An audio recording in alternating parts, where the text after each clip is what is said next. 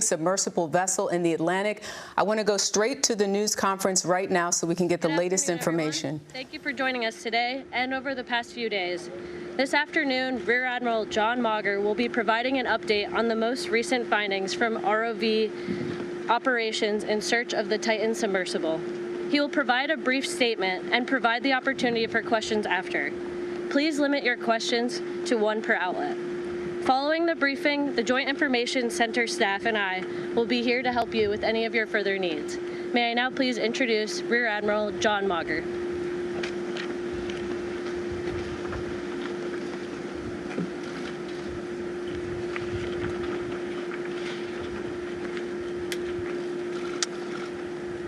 This morning, an ROV, or remote operated vehicle, from the vessel Horizon Arctic discovered the tail cone of the Titan submersible approximately 1,600 feet from the bow of the Titanic on the seafloor.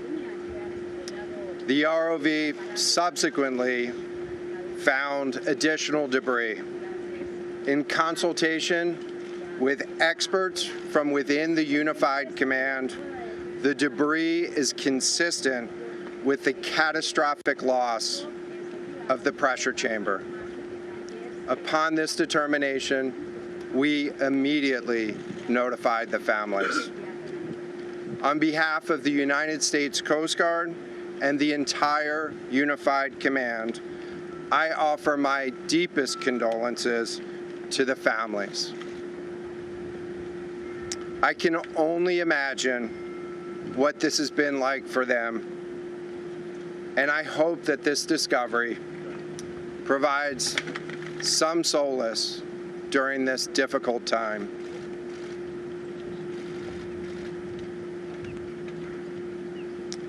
Additionally, we've been in close contact with the British and French consuls general to ensure that they are fully apprised and that their concerns are being addressed.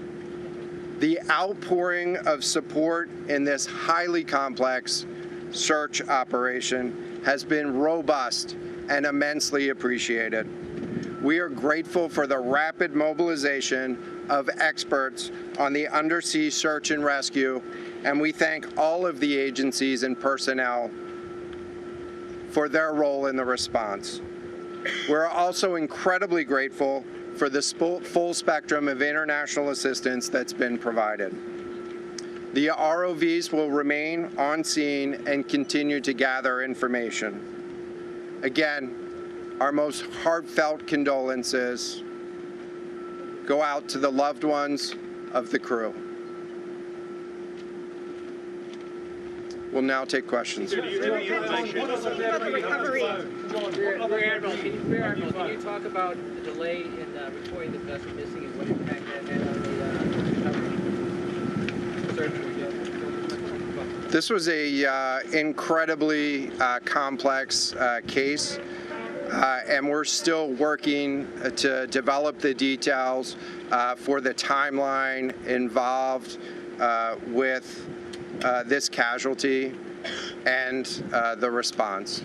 And so we'll provide that information. About the recovery of the body. James Matthews from Sky News. John, what other debris have you found? And have you found any trace of those who were on it? So this is an incredibly complex operating environment on the seafloor, over 2 miles beneath the surface. And so the remote operating vehicle has been searching, and it is highly capable. And we've been able to classify parts of the pressure chamber for the Titan submersible. Let me refer to one of my undersea experts here, Mr. Paul Hankin, to talk about the nature of some of the debris.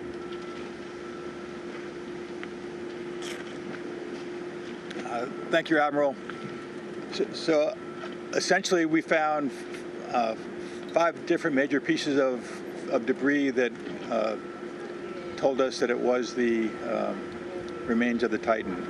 The initial thing we found was the nose cone, which was outside of the pressure hull. We then found a large debris field. Within that large debris field, we found the front end bell of the pressure hull. That was the first indication that there was a catastrophic event. Shortly thereafter, we found a second smaller debris field. Within that debris field, we found the other end of the pressure hull, the aft end bell,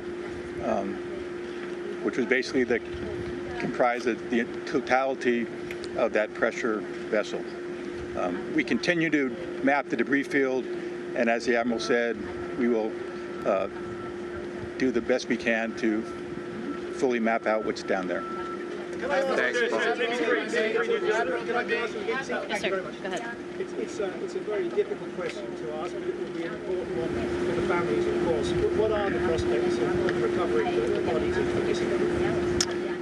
So the questions was related. I'm restating the question from the standpoint of sometimes it's hard to hear the question here. What are the prospects for recovering crew members?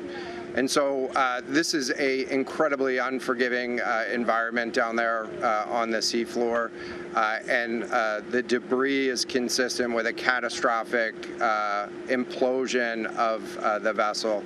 And so we'll continue to work and continue to search the area down there, but I don't have an answer for prospects at this time. Admiral, it's Tom Costello at NBC News. Is there any suggestion at all that the sub itself collided with the wreckage of Titanic, or that instead it might have imploded above the wreckage and then rained down nearby? So the question was, is there any question as to whether or not the sub collided with the Titanic or whether it imploded above and debris field created from that? So the location of the Titan submersible was in an area that was approximately 1,600 feet from the wreck of the Titanic. I have an expert here that is familiar with that area and can talk about the debris field and what the debris field indicates in terms of where the casualty may have occurred. Rear Admiral, really quickly, can you tell me when that massive fleet will be called back? The expert voice is coming up to answer the question. Thank you, Admiral. So the question is, where does the wreck lie in relation to the Titanic? I didn't hear the Admiral's answer. I think 1,600 feet. Was that correct, Admiral? Yep, you got it. So that's off the bow of Titanic. It's in an area where there is not any debris of Titanic. It is a smooth bottom. To my knowledge and anything I've seen, there's no Titanic wreckage in that area. And again, 200 plus meters from the bow, and consistent with the location of last communication for an implosion in the water column. And the size of the debris field is consistent with that implosion in the water column. Thanks. What would cause the implosion? In terms of the timing here, you say that this was a catastrophic implosion. And I know it's early on, but is it your estimation that this happened right at the moment when they lost contact, an hour and 45 minutes after their descent? So the question was about the timing of the catastrophic implosion. Right now, it is too early to tell with that. We know that as we've been prosecuting this search over the course of the last 72 hours and beyond, that we've had sonar buoys in the water nearly continuously and have not detected any catastrophic events when those sonar buoys have been in the water. So. Can you describe what happens from here, sir, in the next days and weeks in terms of finding any more debris? What happens from here? So we will, the question was what happens from here, what's the next phase? And so right now, again, our thoughts are with the families and making sure that they have an understanding as best as we can provide of what happened and begin to find some closure. In terms of the large process, we're going to continue to investigate the site of the debris field. And then I know that there's also a lot of questions about how, why, and when did this happen. And so, you know, those are questions that we will collect as much information as we can on now, while the governments are meeting and discussing, you know, what an investigation of this nature of a casualty might look like.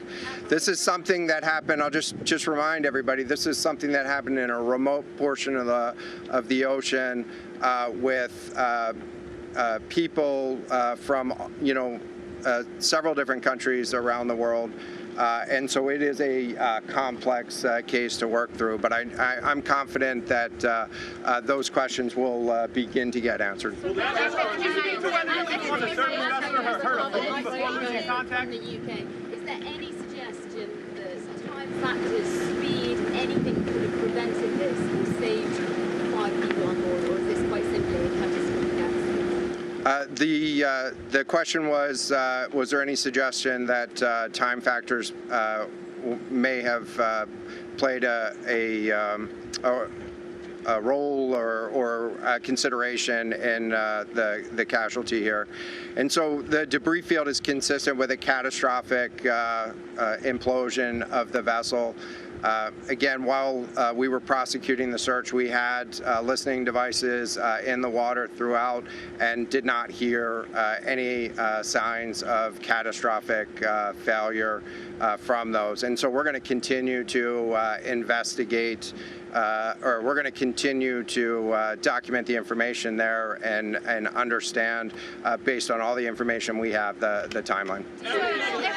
And you were listening to a news conference there with Rear Admiral John Mauger with the U.S. Coast Guard, confirming that those 5 people on that submersible have perished, saying that it was, quote, a catastrophic implosion. Also mentioning that the why, how, when did all of this happen is still unclear, but wanted to make sure the families of those 5 people you see on your screen right there were notified before they held this news conference. I want to go to Roxana Saberi, who is in Boston, has been there for several days covering this. A lot of people hoping for a miracle, but obviously as the hours went on, knowing about the supply of oxygen that they had and the fact that this was not a submersible that had been approved or certified by any regulatory body, many people had feared the worst. Roxana?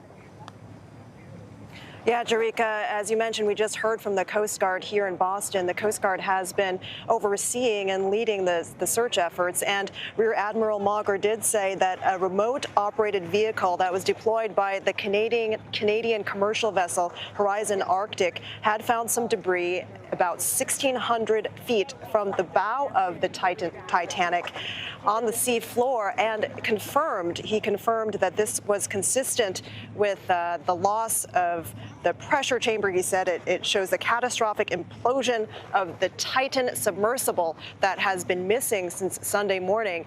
You know, as you said, people have been holding on to hope that perhaps the 5 passengers on board were still alive. We had heard reports of banging noises that were that were emitted every 30 minutes on Tuesday and Wednesday, but we had not heard any updates on that since Wednesday. So people were hoping that perhaps the passengers had survived, but now we are hearing that there were 5 pieces of debris that were found, and they were all belonging, they said, to the Titan submersible. So they are still investigating, trying to determine the timeline and what exactly happened. But again, they said everything points to a catastrophic implosion of the vessel.